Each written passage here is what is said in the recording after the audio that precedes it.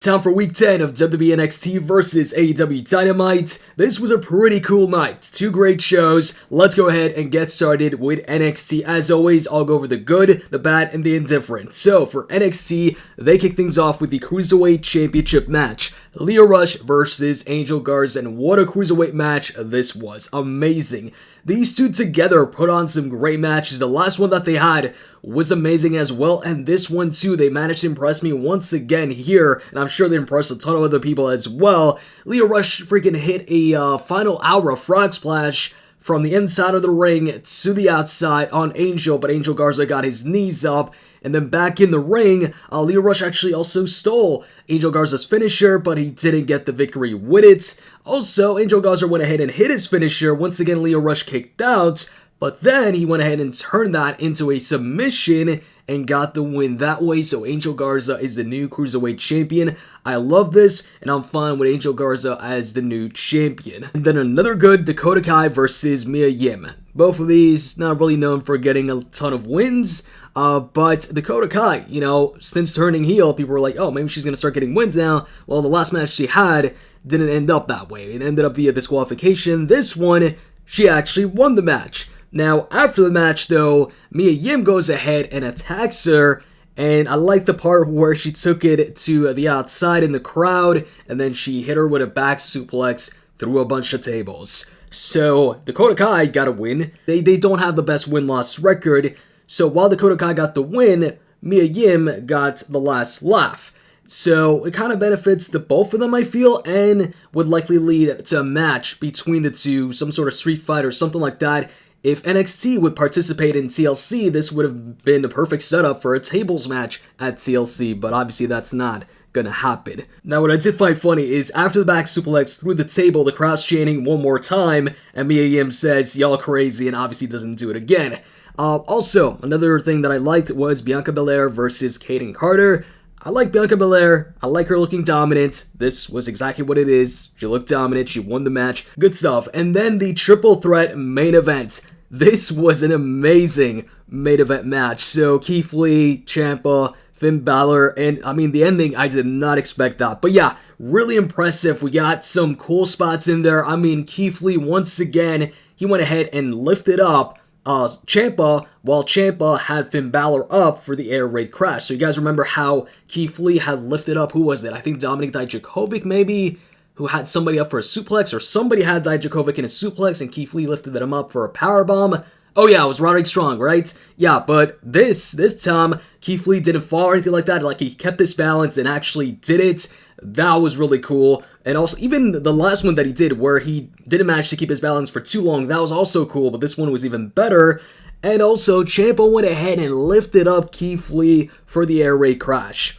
Also, Keith Lee went for a moonsault, missed it. Maybe he should reconsider the moonsault. I mean, it's an awesome move, but like kayfabe-wise, he misses the moonsault a lot. But anyways, the ending is what really surprised me, because I'm thinking, okay, Keith Lee or Ciampa win this match. Most likely Ciampa. But in the end, Keith Lee goes ahead, hits the spirit bomb on Ciampa, and out of nowhere, Finn Balor goes ahead and hits him with the coup de grace while he's in the sit-down position. Well, actually, kind of looked like a missile dropkick or top rope dropkick because Keith Lee wasn't fully down. So, kind of a mix of the both of them. But anyways, Finn Balor gets to win that way, and I'm like, wow, I did not expect this. That was the last outcome I expected, because now it's heel versus heel, Adam Cole versus Finn Balor next week for the NXT Championship. That should be interesting. Who do they go with? Finn Balor or Adam Cole? I don't know. I'm thinking Adam Cole wins. So yeah, that sums it up for the good. Now as far as the bad, nothing bad I thought. But as far as the indifferent, I did put Grimes versus Mendoza in there. It was a really quick match. Mendoza ends up getting a surprise win. Travis Banks versus Gunner. I really like the whole group, Gunner and his friends. I really don't care for them. And, at least they didn't win.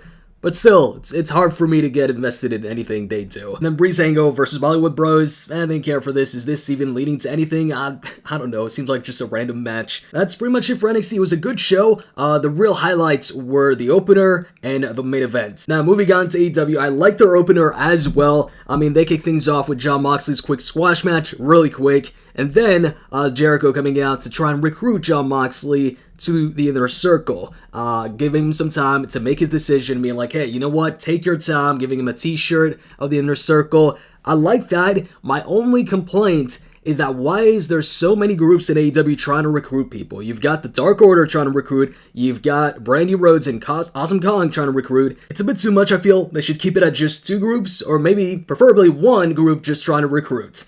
But I like it that in this case, it's involving the main event stars, and I want to see how Jon Moxley goes about it.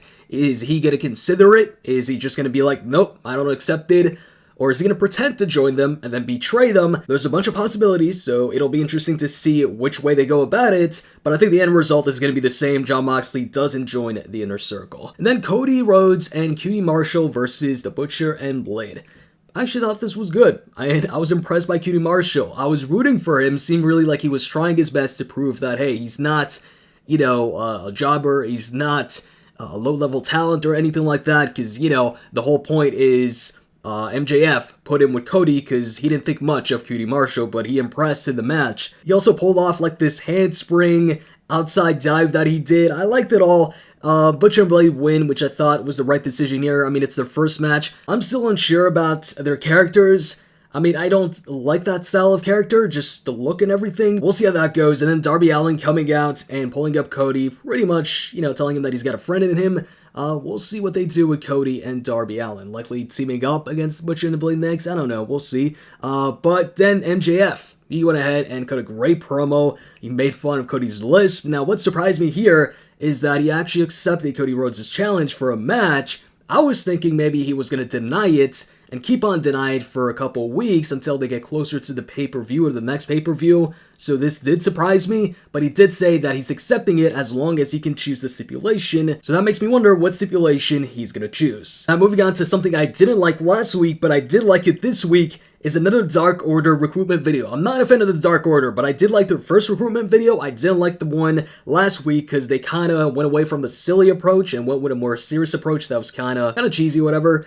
This one, they went back to the whole silly thing where the guy that jobbed out to Jon Moxley earlier in the night, he was going ahead watching TV in his hotel room, and on the TV was that Dark Order recruitment guy from the first video that they made. And the funny part here, the line that really got me was when he told him, hey, aren't you tired of being a jobber? Like, speaking directly to him. I like that. That made it for me. Am I a fan of the Dark Order now? No, but I did like that recruitment video. And then Luchasaurus versus Sammy was a nice quick match to put over Luchasaurus.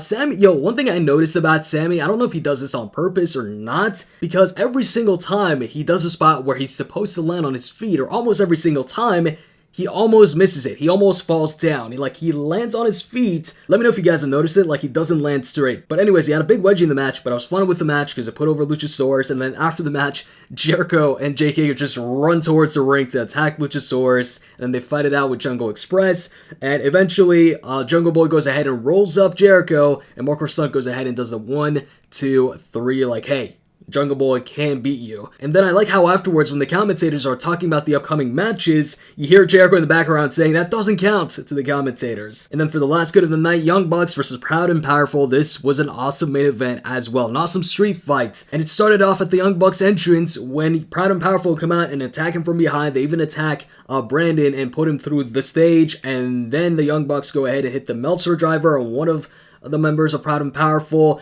Nick goes ahead and hits a dive from the top of the stage once again on one of them through a table. Then they put it back in the ring, and inside the ring, man, it's all chaos. They use a ton of weapons, a ton of tables, trash cans, the sock. Not a big fan of the sock because to me, it looks obvious that it's something soft inside the sock.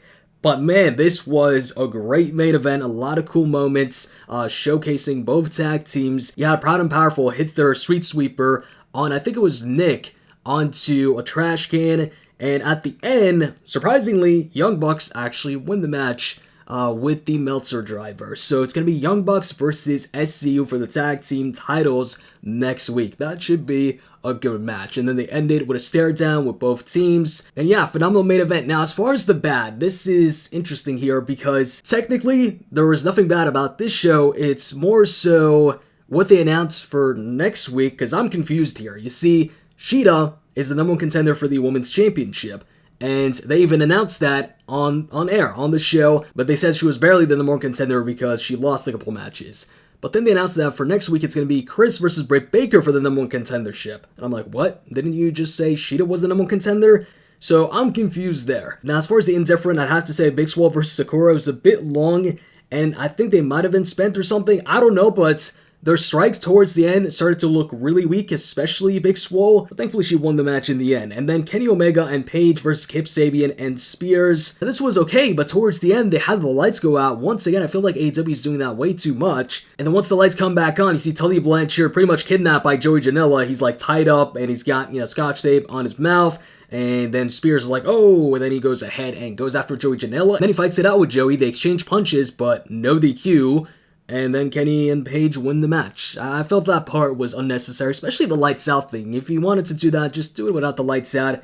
It's like overused in AEW, I feel. Now, as far as the winner for this week, this was a pretty tough one, but I'm going to give the edge to AEW. I think they had just a little more good stuff. NXT really shined in the opener in the main event, but just overall, I enjoyed a bit more stuff on AEW show this week than NXT. So for me, AEW wins this week, but in the comments section, if you watch both shows, let me know which one you prefer this week. And if you like the video, click the like button. I'm out. See ya.